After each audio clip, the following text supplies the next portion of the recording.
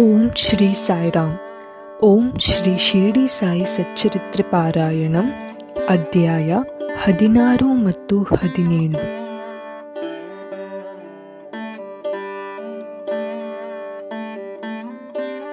ಬ್ರಹ್ಮಶಾಸ್ತ್ರ.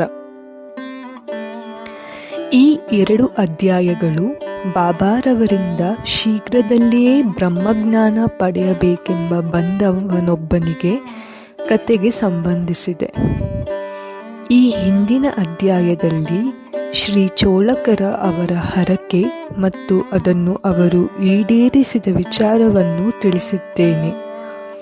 ಬಾಬಾರವರು ಎಲ್ಲ ವಸ್ತುಗಳನ್ನು ಪ್ರೀತಿ, ಪ್ರೇಮ ಮತ್ತು ಭಕ್ತಿಯಿಂದ ಅರ್ಪಿಸಿದರೆ ಅವುಗಳನ್ನು ಸ್ವೀಕರಿಸುತ್ತಿದ್ದರು. ಆದರೆ ಅವುಗಳನ್ನು ಅಹಂಭಾವದಿಂದ ಅರ್ಪಿಸಿದರೆ ಅವರು ನಿರಾಕರಿಸುತ್ತಿದ್ದರು ಎಂಬುದು ಈ ಕಥೆಯಿಂದ ವೇದ್ಯವಾಗುತ್ತದೆ. ಬಾಬಾರವರು ಸಚ್ಚಿದಾನಂದರಾಗಿದ್ದರು. ಆದ್ದರಿಂದ ಅವರು ಬಾಯಾಡಂಬರಗಳಿಗೆ ಮನ ಕೊಡುತ್ತಿರಲಿಲ್ಲ. ಅವರಷ್ಟು ಉದಾರಿ ಮತ್ತು ದಯಾಳುವಾದವರು ಬೇರೆ ಯಾರೂ ಇರಲಿಲ್ಲವೆಂದೂ ಹೇಳಬಹುದು. ಅವರನ್ನು ಚಿಂತಾಮಣಿ ವಜ್ರಕ್ಕಾಗಲಿ, ಕಲ್ಪತರುವಿಗಾಗಲಿ ಅಥವಾ ಕಾಮಧೇನುವಿಗಾಗಲಿ ಹೋಲಿಸುವುದು ಸರಿಯಲ್ಲ. ಏಕೆಂದರೆ ಅವು ನಾವು ಇಚ್ಛೆಪಟ್ಟಿದ್ದನ್ನು ಮಾತ್ರ ಕೊಡಬಹುದಾಗಿದೆ. ಆದರೆ ಸದ್ಗುರುವಾದಂತಹ ಬಾಬಾರವರು ಇವುಗಳಿಗಿಂತಲೂ ಊಹಿಸಲ ಸಾಧ್ಯವಾದ ಅನರ್ಘವಾದಂತಹ ವಸ್ತು ನೀಡುವ ಸಾಮರ್ಥ್ಯವುಳ್ಳವರಾಗಿದ್ದರು. ಈಗ ಬಾಬಾರವರು ತಮ್ಮಲ್ಲಿಗೆ ಬ್ರಹ್ಮಜ್ಞಾನವನ್ನು ಪಡೆಯಲು ಬಂದ ಧನಿಕನೋರ್ವನನ್ನು ಹೇಗೆ ಆಶೀರ್ವದಿಸಿದರು ಎಂಬುದನ್ನು ನೋಡೋಣ. ಯಾವ ಚಿಂತೆಯೂ ಇಲ್ಲದೆ ಸುಖಿಯಾಗಿ ಒಬ್ಬ ಗೃಹಸ್ಥನಿದ್ದನು. ಅವನಿಗೆ ವಿಪುಲವಾದ ಐಶ್ವರ್ಯವಿತ್ತು, ಮನೆಮಠಗಳಿದ್ದವು. ಅವನು ಈ ಬಾಬಾರವರ ಕೀರ್ತಿಯನ್ನು ಕೇಳಿದ್ದನು. ಬ್ರಹ್ಮಜ್ಞಾನವನ್ನು ಪಡೆದರೆ ಇನ್ನೂ ಸುಖಿಯಾಗಿರಬಹುದೆಂದು ಭಾವಿಸಿ ಶಿರಡಿಗೆ ಹೋಗಿ ಬಾಬಾರವರಿಂದ ಬ್ರಹ್ಮಜ್ಞಾನವನ್ನು ಪಡೆಯುವೆನು ಎಂದು ಹೇಳುತ್ತಿದ್ದನು. ಅವನ ಸ್ನೇಹಿತರು ಬ್ರಹ್ಮಜ್ಞಾನವನ್ನು ಪಡೆಯುವುದು ಅಷ್ಟು ಸುಲಭವಲ್ಲ, ಯಾವಾಗಲೂ ಐಶ್ವರ್ಯ, ಮಡದಿ, ಮಕ್ಕಳು ಮುಂತಾದವುಗಳ ಮೋಹದ ಬಲೆಗೆ ಸಿಕ್ಕಿರುವ ಅತಿಯಾಶೆಯುಳ್ಳ ನಿನ್ನಂಥವನಿಗೆ ಬ್ರಹ್ಮಜ್ಞಾನ ಪಡೆಯುವುದು ಕಷ್ಟ. ಒಂದು ಬಿಡಿಕಾಸನ್ನೂ ಸಹ ದಾನ ಮಾಡಲು ಮನಸ್ಸಿಲ್ಲದ ವ್ಯಕ್ತಿಗೆ ಬ್ರಹ್ಮಜ್ಞಾನವನ್ನು ಯಾರು ನೀಡುತ್ತಾರೆ ಎಂದು ಹಾಸ್ಯ ಮಾಡಿದರು. ಆದರೂ ಸ್ನೇಹಿತರ ಸಲಹೆಯನ್ನು ಲಕ್ಷಿಸದೆ ಅವನು ಮಾರನೇ ದಿನವೇ ಗಾಡಿ ಮಾಡಿಕೊಂಡು ಶಿರಡಿಗೆ ಬಂದನು. ಮಸೀದಿಯೊಳಗೆ ಪ್ರವೇಶಿಸಿ ಬಾಬಾರವರ ದರ್ಶನ ಪಡೆದು ಅವರ ಪಾದಗಳಿಗೆರಗಿ, ಬಾಬಾ, ನೀವು ಬ್ರಹ್ಮನನ್ನು ತೋರಿಸುವಿರೆಂದು ತಿಳಿದು ಬ್ರಹ್ಮಜ್ಞಾನವನ್ನು ಪಡೆಯಬೇಕೆಂಬ ಆಶೆಯಿಂದ ನಿಮ್ಮಲ್ಲಿಗೆ ಬಂದಿದ್ದೇನೆ.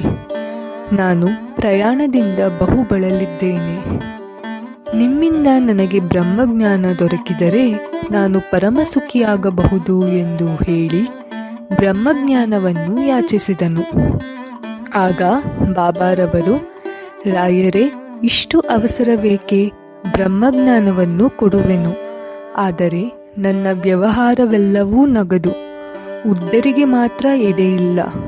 ನನ್ನಲ್ಲಿಗೆ ಬರುವವರೆಲ್ಲ ಐಹಿಕ ಸುಖ ಭೋಗಗಳಾದ ಸಂಪತ್ತು, ಆರೋಗ್ಯ, ಶಕ್ತಿ, ಗೌರವ, ರೋಗ ಗುಣಪಡಿಸುವಿಕೆ ಇವುಗಳನ್ನು ಬೇಡುತ್ತಾರೆ. ಹೊರತಾಗಿ ಬ್ರಹ್ಮಜ್ಞಾನವನ್ನು ಕೇಳಲು ಬರುವವರು ಅತಿ ವಿರಳ.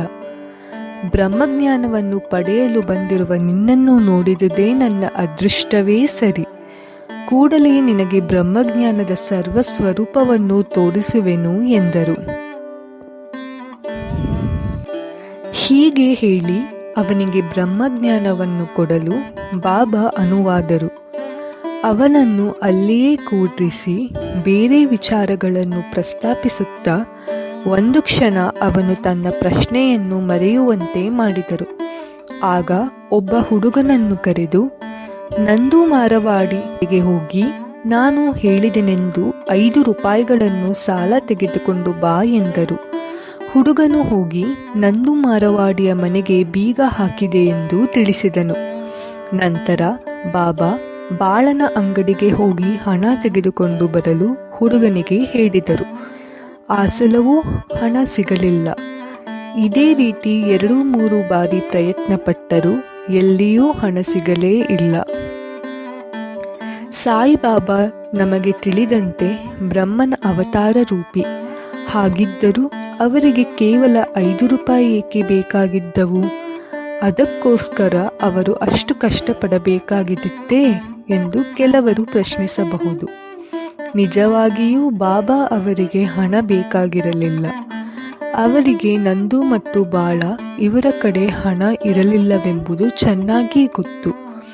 ಆದರೂ ಬ್ರಹ್ಮಜ್ಞಾನವನ್ನು ಪಡೆಯಲು ಬಂದವನನ್ನು ಪರೀಕ್ಷಿಸಲೋಸುಗ ಹೀಗೆ ಮಾಡಿದರು. ಆ ಗೃಹಸ್ಥನು ತನ್ನಲ್ಲಿ ಕಂತೆಗಟ್ಟಲೆ ನೋಟುಗಳನ್ನಿಟ್ಟಿದ್ದನು.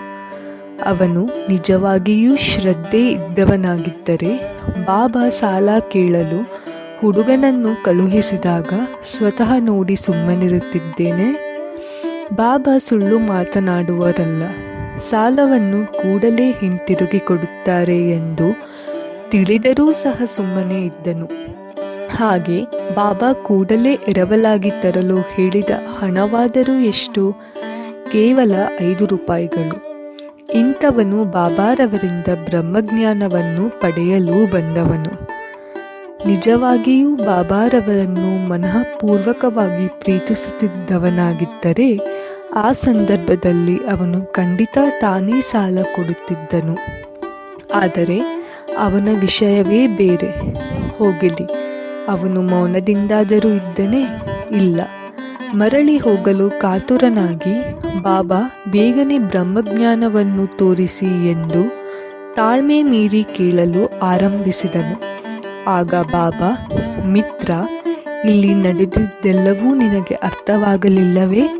ನಿನಗೆ ಬ್ರಹ್ಮಜ್ಞಾನ ನೀಡಲು ನಾನು ಪ್ರಯತ್ನ ಪಡಲಿಲ್ಲವೇ?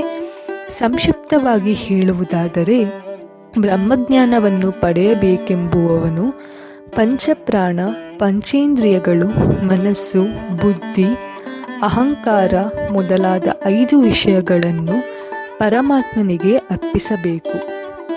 ಬ್ರಹ್ಮಜ್ಞಾನದ ದಾರಿಯು ಖಡ್ಗದ ಅಲುಗಿನಷ್ಟು ಹರಿತವಾದುದು ಮತ್ತು ಅಷ್ಟೇ ಅಪಾಯಕರವಾದುದು ಎಂದರು.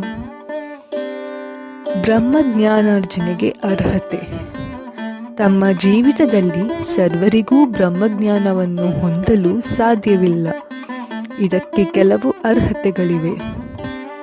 ಮುಮುಕ್ಷು, ಮುಕ್ತರಾಗಬೇಕೆಂಬ ಅಭಿಲಾಷೆ. ಯಾರು ಸಂಸಾರ ಬಂಧನದಿಂದ ಮುಕ್ತರಾಗಲಿಚ್ಛಿಸಿ ಶ್ರದ್ಧೆ ಭಕ್ತಿಯಿಂದ ಆ ಗುರಿಯನ್ನು ಸಾಧಿಸಲು ಶ್ರಮಿಸುತ್ತಾರೆಯೋ ಅಂಥವರು ಧಾರ್ಮಿಕ ಜೀವನಕ್ಕೆ ಅರ್ಹರು. ವಿರಕ್ತಿ, ಪ್ರಾಪಂಚಿಕ ಸುಖಭೋಗಗಳಲ್ಲಿ ಅನಾಸಕ್ತಿ. ಮನುಷ್ಯನು ಸಂಪತ್ತು, ಗೌರವ ಮೊದಲಾದ ಐಹಿಕ ಸುಖಗಳ ಕಡೆಗೆ ಗಮನವಿಟ್ಟರೆ ಅಂಥವನು ಈ ಆಧ್ಯಾತ್ಮಿಕ ವಲಯದಲ್ಲಿ ಪ್ರವೇಶಿಸಲು ಅರ್ಹನಲ್ಲ. ಅಂತರ್ಮುಖತೆ. ನಮ್ಮ ಇಂದ್ರಿಯಗಳೆಲ್ಲವೂ ಆ ಪರಮಾತ್ಮನ ಸೃಷ್ಟಿ. ಅವು ಯಾವಾಗಲೂ ಬಹಿರ್ಮುಖವಾಗಿಯೇ ಯೋಚಿಸಲಾರಂಭಿಸುವವು. ಆದುದರಿಂದ ಮಾನವನು ಸಾಮಾನ್ಯವಾಗಿ ಅಂತರ್ಮುಖನಾಗದೆ ಬಹಿರ್ಮುಖನಾಗಿಯೇ ಇರುತ್ತಾನೆ. ಯಾರು ಬ್ರಹ್ಮಜ್ಞಾನಕ್ಕೆ ತವಕಪಡುವವರೋ ಅಂಥವರು ಅಂತರ್ಮುಖರಾಗಬೇಕು. ಪಾಪ ವಿಮುಕ್ತಿ. ಯಾವನು ತನ್ನ ದುಷ್ಟ ಸ್ವಭಾವವನ್ನು ಬಿಡದೆ ದುಷ್ಕೃತ್ಯಗಳನ್ನು ನಿಲ್ಲಿಸುವುದಿಲ್ಲವೋ ಅಂಥವನಿಗೆ ಹೇರಳವಾದ ಜ್ಞಾನವಿದ್ದರೂ ಸಹ ಬ್ರಹ್ಮಜ್ಞಾನವನ್ನು ಹೊಂದಲು ಸಾಧ್ಯವಾಗುವುದಿಲ್ಲ. ಶ್ರೇಯಸ್ಸು. ವಸ್ತುಗಳಲ್ಲಿ ಒಳ್ಳೆಯದು ಮತ್ತು ಮಧುರವಾದದ್ದು ಎಂಬ 2 ಬಗೆಗಳಿವೆ. ಮೊದಲನೆಯದು ಆಧ್ಯಾತ್ಮಿಕ ವಿಚಾರವನ್ನು, ಎರಡನೆಯದು ಪ್ರಾಪಂಚಿಕ ವಿಚಾರವನ್ನು ತೋರಿಸುತ್ತದೆ. ಇವೆರಡೂ ಮಾನವನು ತಮ್ಮನ್ನು ಸ್ವೀಕರಿಸಲೆಂದು ಅವನೆಡೆಗೆ ಬರುತ್ತವೆ. ಅವನು ಯೋಚಿಸಿ ಆರಿಸಿಕೊಳ್ಳಬೇಕು. ಜ್ಞಾನಿಯಾದವನು ಒಳ್ಳೆಯದನ್ನು ಆರಿಸುತ್ತಾನೆ. ಅಜ್ಞಾನಿಯು ಮಧುರವಾದದನ್ನು ಆರಿಸಿಕೊಳ್ಳುತ್ತಾನೆ. ಸದಾಚಾರ. ಸತ್ಯವಾಗಿ ನಡೆದುಕೊಳ್ಳದಿದ್ದಲ್ಲಿ ಬ್ರಹ್ಮಜ್ಞಾನವನ್ನು ಹೊಂದಲು ಸಾಧ್ಯವಿಲ್ಲ. ಇಂದ್ರಿಯ ನಿಗ್ರಹ. ದೇಹವೇ ರಥ, ಆತ್ಮವೇ ಅದರ ಗುರು, ಬುದ್ಧಿಯೇ ಸಾರಥಿ. ಇಂದ್ರಿಯಗಳೇ ಅಶ್ವಗಳು, ಇಂದ್ರಿಯ ವಸ್ತುಗಳೇ ದಾರಿ. ಯಾರಿಗೆ ಅರಿವಿಲ್ಲವೋ, ಯಾರಿಗೆ ಮನಸ್ಸಿನ ಮೇಲೆ ಹಿಡಿತವಿಲ್ಲವೋ ಅವರ ಇಂದ್ರಿಯಗಳು ಊಹಿಸಲಾಗವಾದಂಥ ದುರ್ಗುಣಗಳುಳ್ಳ ಪಶುಗಳಂತೆ ಗುರಿಯನ್ನು ಸಾಧಿಸದೆ ಜನನ ಮರಣವೆಂಬ ವ್ಯೂಹದಲ್ಲಿ ಸಿಕ್ಕಿಬೀಳುತ್ತಾರೆ. ಆದರೆ ಯಾರು ಅರಿವುಳ್ಳವರಾಗಿ ತಮ್ಮ ಮನಸ್ಸನ್ನು ಹಿಡಿತದಲ್ಲಿಟ್ಟುಕೊಂಡು ಇಂದ್ರಿಯ ನಿಗ್ರಹ ಶಕ್ತಿ ಪಡೆದಿರುವವರೋ ಅಂಥವರು ತಮ್ಮ ಗುರಿಯನ್ನು ತಲುಪುವರು. ಅಂಥವರು ಬ್ರಹ್ಮಜ್ಞಾನವನ್ನು ಹೊಂದಿ ಆ ಪರಮಾತ್ಮನ ಕೃಪೆಗೆ ಪಾತ್ರರಾಗಿ ಮುಕ್ತಿಯನ್ನು ಪಡೆಯುವರು. ಶುದ್ಧ ಮನಸ್ಸು. ಯಾವನು ತನ್ನ ಕರ್ತವ್ಯವನ್ನು ಆತ್ಮತೃಪ್ತಿಯಾಗಿ ನಿರ್ವಹಿಸುವುದಿಲ್ಲವೋ ಅಂಥವನ ಮನಸ್ಸು ಶುದ್ಧವಾಗಿರುವುದಿಲ್ಲ. ಮನಸ್ಸಿನ ಶುದ್ಧಿಯಿಲ್ಲದೆ ಬ್ರಹ್ಮಜ್ಞಾನ ಪಡೆಯಲು ಅಸಾಧ್ಯ. ಪರಿಶುದ್ಧವಾದ ಮನಸ್ಸಿನಲ್ಲಿ ವಿವೇಕ, ವೈರಾಗ್ಯಗಳು ಮೂಡಿ ಬ್ರಹ್ಮಜ್ಞಾನ ಪಡೆಯಲು ನೆರವಾಗುತ್ತದೆ.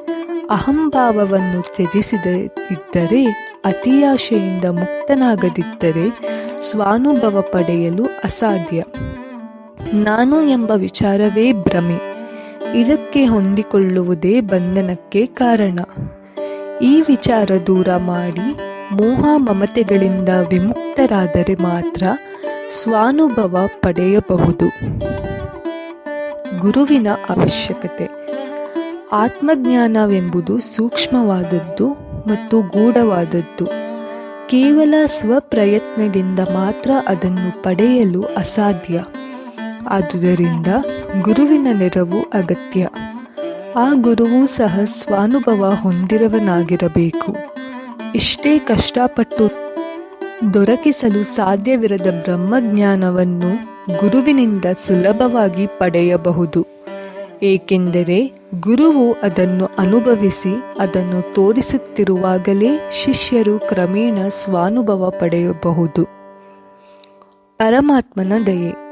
ಕೊನೆಯದಾಗಿ ಪರಮಾತ್ಮನ ದಯೆ ಅತ್ಯಗತ್ಯ ಮತ್ತು ಅನಿವಾರ್ಯ. ಮಾನವನಿಗೆ ವಿಚಾರ, ವಿವೇಕ ಮತ್ತು ವೈರಾಗ್ಯಗಳನ್ನು ನೀಡಿ ಅವನನ್ನು ಪ್ರಾಪಂಚಿಕ ಸಾಗರದಿಂದಾಚೆಗೆ ಗುರುವು ಕರೆದುಕೊಂಡು ಹೋಗುತ್ತಾನೆ. ಈ ವಿವರಣೆಯಾದ ನಂತರ ಬಾಬಾ ಆ ಧನಿಕನ ಕಡೆಗೆ ತಿರುಗಿ, ಸರಿ, ಈಗ ನಿನ್ನ ಕಿಸೆಯಲ್ಲಿ 250 ರೂಪಾಯಿಗಳ ರೂಪದಲ್ಲಿ ಬ್ರಹ್ಮಜ್ಞಾನ ಅಡಗಿದೆ. ದಯವಿಟ್ಟು ಅದನ್ನು ತೆಗೆ ಎಂದರು. ಆಗ ಅವನು ಹಣ ತೆಗೆದು ನೋಡಲು ಸರಿಯಾಗಿ 250 ರೂಪಾಯಿಗಳಿದ್ದವು. ಆಶ್ಚರ್ಯವಾಯಿತು. ಮನಕರಗಿ ಬಾಬಾರವರ ಪಾದಗಳಿಗೆ ಧನಿಕನು ಎರಗಿದನು.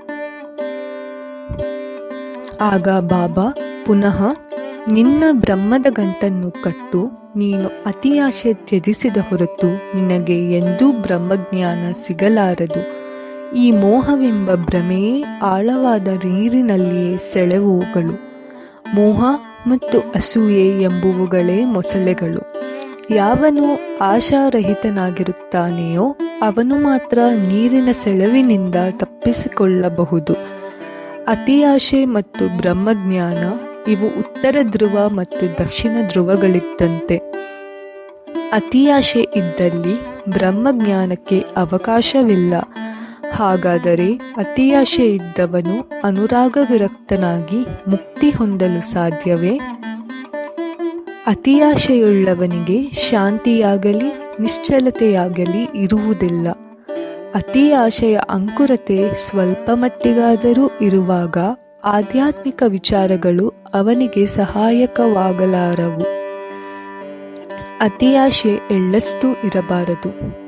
ತನ್ನ ಕಾರ್ಯಕ್ಕೆ ಪ್ರತಿಫಲ ಅಪೇಕ್ಷಿಸುವವನು ಎಂಥ ವಿದ್ವಾಂಸನಾಗಿದ್ದರೂ ಅವನಿಗೆ ಸ್ವಾನುಭವ ದೊರಕಲಾರದು. ಇಂದ್ರಿಯ ವಸ್ತುಗಳ ಭೋಗಾಪೇಕ್ಷೆಯುಳ್ಳ ಅಹಂಭಾವವಿರುವವನಿಗೆ ಉಪದೇಶದಿಂದ ಏನೂ ಪ್ರಯೋಜನವಾಗಲಾರದು.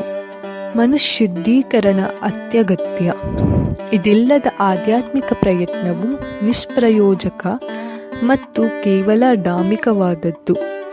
ಆದುದರಿಂದ ಯಾರಿಗೆ ಏನು ತೆಗೆದುಕೊಂಡರೆ ಜೀರ್ಣಿಸಬಹುದೋ ಅದನ್ನು ಮಾತ್ರ ತೆಗೆದುಕೊಳ್ಳುವುದು ಮೇಲು. ನನ್ನ ಭಂಡಾರವು ತುಂಬಿದೆ. ಯಾರಿಗೆ ಏನು ಬೇಕೋ ಅದನ್ನು ಕೊಡಲು ನಾನು ಸಿದ್ಧನಾಗಿದ್ದೇನೆ. ಆದರೆ ನಾನು ಕೊಡುವುದನ್ನು ಅವರು ತೆಗೆದುಕೊಳ್ಳಲು ಅರ್ಹರೇ ಎಂಬುದನ್ನು ನಾನು ಯೋಚಿಸಬೇಕು. ನೀನು ನನ್ನನ್ನು ನಿಜವಾಗಿ ಅರ್ಥ ಮಾಡಿಕೊಂಡರೆ ನಿನಗೆ ಒಳ್ಳೆಯದಾಗುತ್ತದೆ. ಈ ಮಸೀದಿಯಲ್ಲಿ ಕುಳಿತು ನಾನು ಎಂದಿಗೂ ಸುಳ್ಳು ನುಡಿಯಲಾರೆ. ಅತಿಥಿಯನ್ನು ಮನೆಗೆ ಆಮಂತ್ರಿಸಿದಾಗ ಇತರ ಸ್ನೇಹಿತರು ಮತ್ತು ಸಂಬಂಧಿಗಳು ಯಾರಾದರೂ ಆ ಸಮಯದಲ್ಲಿದ್ದರೆ ಮನೆಯವರು ಅತಿಥಿಯೊಂದಿಗೆ ಅವರನ್ನೂ ಸಹ ಸತ್ಕರಿಸುತ್ತಾರೆ. ಹೀಗೆ ಮಸೀದಿಯಲ್ಲಿ ಆ ಸಮಯದಲ್ಲಿದ್ದ ಎಲ್ಲರಿಗೂ ಈ ಆಧ್ಯಾತ್ಮಿಕ ಔತಣ ದೊರೆಯಿತು. ನಂತರ ಬಾಬಾರವರ ಆಶೀರ್ವಾದ ಪಡೆದು ತೃಪ್ತಿಯಿಂದ ಎಲ್ಲರೂ ಹಿಂತಿರುಗಿದರು. ಬಾಬಾರವರ ವಿಶೇಷ ಗುಣ: ಮನೆ ಮಠಗಳನ್ನು ತ್ಯಜಿಸಿ ಕಾಡಿನಲ್ಲಿಯೋ ಗುಹೆಗಳಲ್ಲಿಯೋ ಅಥವಾ ಆಶ್ರಮಗಳಲ್ಲಿಯೋ ಒಬ್ಬಂಟರಾಗಿ ನೆಲೆಸಿ ಜೀವನ್ಮುಕ್ತಿ ಪಡೆಯಲು ಪ್ರಯತ್ನ ಪಡುವ ಸಾಧುಗಳು ಅನೇಕರಿದ್ದಾರೆ. ಅವರು ಬೇರೆಯವರೊಡನೆ ಸಂಬಂಧ ಇಟ್ಟುಕೊಂಡಿರುವುದಿಲ್ಲ. ಆದರೆ ಸಾಯಿಬಾಬಾರವರು ಇಂಥವರಲ್ಲ. ಅವರಿಗೆ ಮನೆ ಮಠಗಳಾಗಲಿ ಮಡದಿ ಮಕ್ಕಳಾಗಲಿ ಆತ್ಮೀಯ ಬಂಧುಗಳಾಗಲಿ ಯಾರೂ ಇರಲಿಲ್ಲ. ಆದರೂ ಬಾಬಾ ಸಮಾಜದಲ್ಲಿ ಜೀವಿಸಿದ್ದರು. ತಮ್ಮ ಆಹಾರವನ್ನು ಭಿಕ್ಷೆ ಬೇಡಿ ತಂದು ಬೇವಿನ ಮರದ ಬುಡದಲ್ಲಿ ಕುಳಿತು ಪ್ರಾಪಂಚಿಕ ಕರ್ಮಗಳನ್ನೆಸಗುತ್ತಾ ಈ ಪ್ರಪಂಚದಲ್ಲಿ ನಾವು ಹೇಗೆ ವರ್ತಿಸಬೇಕೆಂಬುದನ್ನು ನಮಗೆ ಹೇಳಿಕೊಟ್ಟಿರುತ್ತಾರೆ. ಪರಮಾತ್ಮನ ಸಾಕ್ಷಾತ್ಕಾರದ ನಂತರ ಜನಕೋಟಿಯ ಯೋಗಕ್ಷೇಮಕ್ಕಾಗಿ ತಮ್ಮ ಜೀವಿತವನ್ನು ಮುಡುಪಾಗಿಡುವ ಸಾಧುಗಳು ಬಹು ವಿರಳ. ಆದರೆ ಸಾಯಿಬಾಬಾ ಜನಕೋಟಿಯ ಹಿತಚಿಂತಕರಲ್ಲಿ ಅಗ್ರಗಣ್ಯರು, ಸಾಧುಮಣಿಗಳು.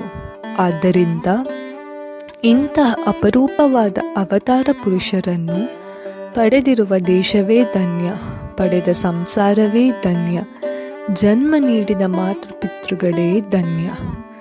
ಶ್ರೀ ಸಾಯಿ ಪ್ರಣಾಮ್. ಓಂ ಶ್ರೀ ಸಾಯಿರಾಮ್.